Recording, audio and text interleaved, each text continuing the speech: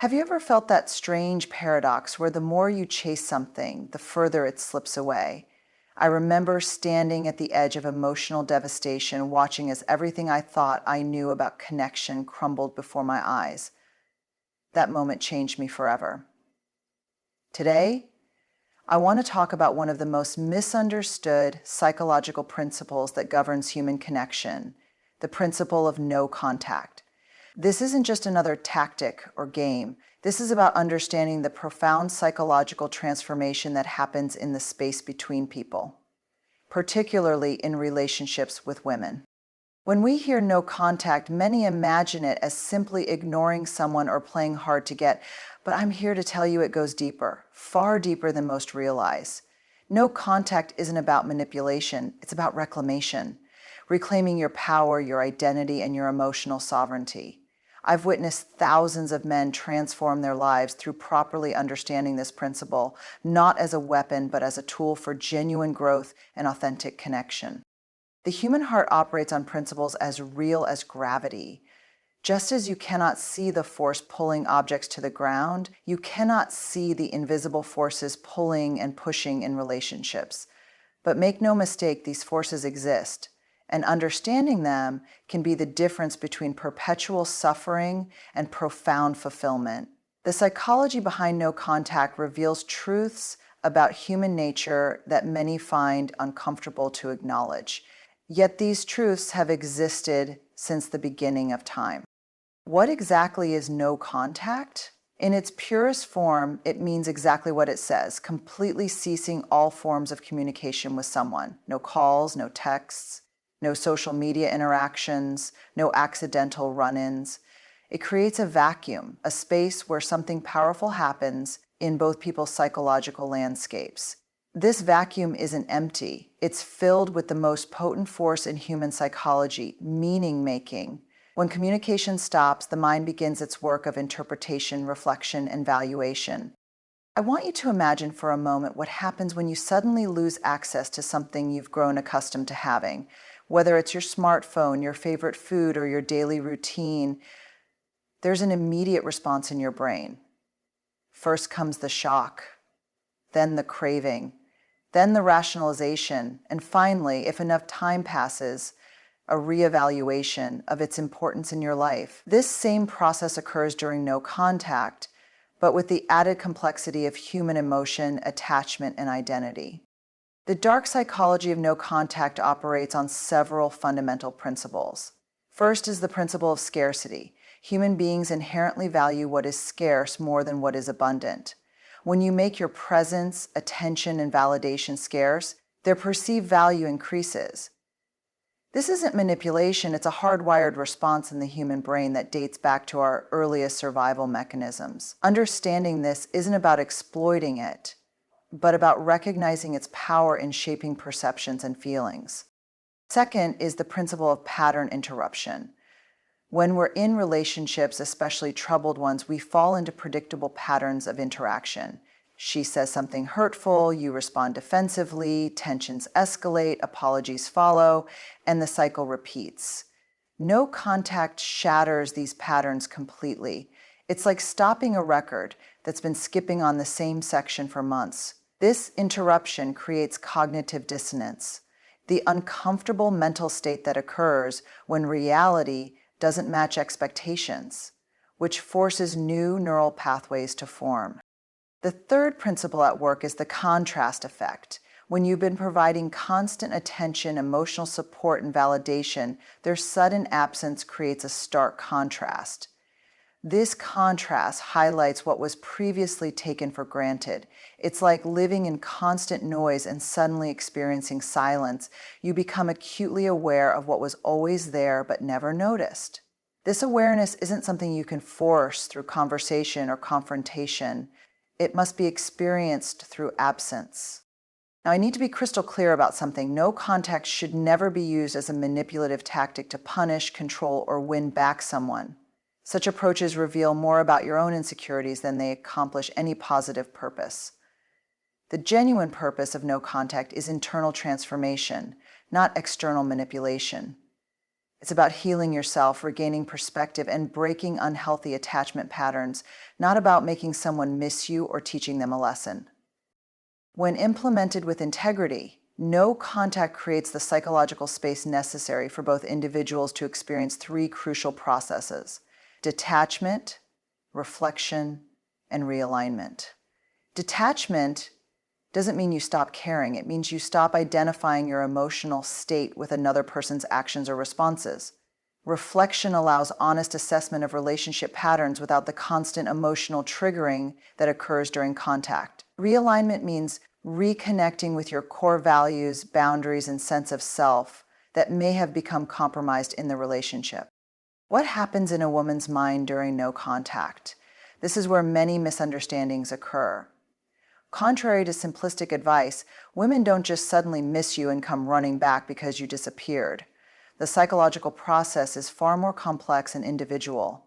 When communication ceases, the first response is often relief, particularly if the relationship was high conflict. This relief may be followed by curiosity, confusion, and eventually reevaluation. But this process cannot be rushed or manipulated. It unfolds according to each person's emotional makeup, attachment style, and the relationship history. The anthropologist Helen Fisher conducted groundbreaking research on the brain in love, discovering that romantic rejection activates the same brain regions as physical pain and drug addiction. When you suddenly remove contact, you're essentially initiating a withdrawal process. This isn't theory, it's neurochemistry. Brain scans show elevated activity in the ventral tegmental area, the nucleus accumbens, and the prefrontal cortex, the same areas activated in cocaine addiction. Understanding this biological reality helps explain the powerful psychological effects of no contact. I've observed that one of the most profound aspects of no contact is how it reveals the true nature of the connection that existed. Strong, healthy bonds actually strengthen during separation. Absence indeed makes the heart grow fonder. But conditional, superficial, or unhealthy attachments typically dissolve. This revelation can be painful but invaluable. No contact serves as a filter, separating authentic connection from dependency, habit, convenience, or fear-based attachment. Let me tell you about a psychological phenomenon called reactance, our tendency to react against perceived threats to our freedom of choice. When someone feels they're losing access to you that they previously took for granted, reactance triggers an increased desire for what's being restricted. This explains the common pattern where someone who was previously disinterested suddenly shows renewed interest when you withdraw. But be cautious. Interest generated purely through reactance is rarely sustainable once access is restored. The process of no contact typically unfolds in stages, both for you and for the other person. The first stage is shock and denial. The disruption of established patterns creates cognitive dissonance. The second stage brings anger and bargaining, attempts to reestablish contact or rationalize the situation. The third stage involves a period of sadness or depression as the reality of the separation sets in. The final stage, if the process is allowed to complete, is acceptance and growth, a new equilibrium that incorporates the lessons of the experience. What many fail to understand is that no contact isn't primarily about the other person at all. It's about you. It's about creating the space necessary to disentangle your sense of self from the relationship dynamics. When we're deeply involved with someone, our identities often become enmeshed. Our thoughts, feelings, and actions revolve around their responses. No contact breaks this pattern of external validation and creates the opportunity to rebuild internal validation, perhaps the most valuable psychological shift possible. I want to address a critical distinction: no contact versus the silent treatment. The silent treatment is a punitive tactic used to manipulate, control, or punish another person while maintaining the relationship. It's a form of emotional abuse. No contact, when implemented ethically, is a clean break that provides clear closure and respects the other person's autonomy. The difference lies in both the intention and the execution. One seeks to hurt and control, the other to heal and release. The effectiveness of no contact rests on a profound psychological truth. You cannot change someone else's feelings through direct action. Attempting to convince someone to value you, desire you, or prioritize you almost invariably backfires because it positions you as the pursuer, which naturally triggers the human instinct to retreat. No contact reverses this dynamic completely, allowing natural psychological processes to unfold without interference or manipulation. One of the most transformative aspects of no contact is how it reveals your attachment patterns. Psychologists identify several attachment styles developed in childhood that affect our adult relationships: secure, anxious, avoidant, and disorganized. No contact often triggers intense distress in those with anxious attachment, revealing the deep fear of abandonment that drives many relationship behaviors. Recognizing these patterns is the first step toward developing more secure attachment, perhaps the most valuable outcome of the entire process. The pain experienced during no contact isn't something to avoid or suppress, it's information. Each pang of longing, each moment of anger, each wave of sadness contains valuable data about what you were seeking in the relationship, what needs weren't being met, and what wounds from your past may have been activated. This emotional archaeology isn't pleasant, but it's profoundly revealing. The discomfort you feel is the sensation of growth, of neural pathways being reconfigured and emotional patterns being restructured. When no contact extends beyond a few weeks, something remarkable begins to happen in your brain. Neuroplasticity, the brain's ability to form new connections, kicks in. The obsessive thought patterns about the other person begin to dissolve as your neural networks reorganize. New interests, perspectives, and possibilities emerge. This isn't just psychological theory, it's neuroscience. Brain scans of people recovering from romantic rejection show that the same regions that light up in active addiction begin to quiet with time and distance. I've observed that many people sabotage no contact just as it begins to work. As the initial withdrawal symptoms start to subside and clarity emerges, fear often resurfaces. Fear of change, fear of the unknown, fear of losing the familiar, even if the familiar was painful. This is the critical juncture where growth either accelerates or reverts. Pushing through this fear threshold leads to what psychologists call post-traumatic growth, the positive psychological change experienced as a result of the struggle with highly challenging life circumstances. The concept of no contact intersects with an important psychological principle called intermittent reinforcement. When rewards come unpredictably, like inconsistent attention, affection, or validation in a relationship, they create the strongest form of conditioning known. It's the same mechanism that makes gambling so addictive. Breaking this cycle requires complete cessation, not reduction. This explains why limited contact or friendship after a breakup often prevents healing and prolongs attachment to unhealthy dynamics. What does no contact reveal about the other person? While this shouldn't be your focus, the response to no contact often reveals important truths. Those who respect your boundaries, give you space, and focus on their own growth demonstrate emotional maturity. Those who escalate contact attempts, violate boundaries, or fluctuate between blame and pleading may be revealing problematic patterns that justified the separation in the first place. These revelations can provide powerful confirmation that your decision was necessary. The psychological depth of no contact extends to identity reformation. Relationships, especially intense ones, create shared identities, the we that exists beyond the individual I. No contact initiates the process of disentangling these merged identities and rediscovering individual selfhood. This process involves grief, as you're not just losing a connection to another person, but also to a version of yourself that existed in relation to them. This identity reconstruction is perhaps the most profound and lasting benefit of the no contact process. Few discuss the spiritual dimension of no contact, but I've found it to be significant. Beyond psychology, there's something almost alchemical about the transformation that occurs in the crucible of absence. Ancient wisdom traditions across cultures recognize the power of retreat, silence, and non-attachment in spiritual growth. No contact, approached with integrity and awareness, can become a spiritual practice, a conscious journey into the relationship with self that underlies all other relationships. What about the appropriate duration of no contact? This is where many seek simple formulas, but the truth defies easy quantification. The necessary duration depends on multiple factors: the length and intensity of the relationship, the nature of its ending, your emotional resilience, existing support systems, and individual attachment patterns. Generally speaking, meaningful psychological shifts require a minimum of 30 days, but complete internal reorganization often takes 90 days or more. Some situations benefit from indefinite no contact, particularly when the relationship was abusive or manipulative. I want to address a common misconception. No contact doesn't mean erasing memories or pretending the relationship never existed. Quite the opposite.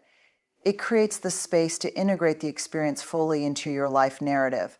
With sufficient distance, you can extract the lessons, appreciate the growth, and even feel gratitude for difficult experiences without being emotionally hijacked by them. This integration process transforms what could be merely painful into something meaningful, perhaps the most important alchemy humans can perform.